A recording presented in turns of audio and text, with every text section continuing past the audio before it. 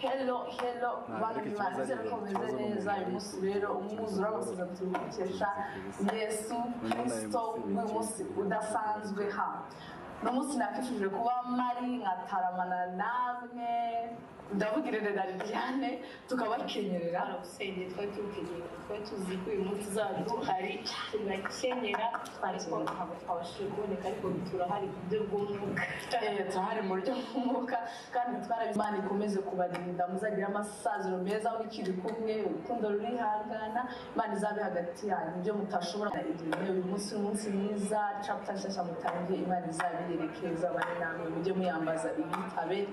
Amen. God bless you.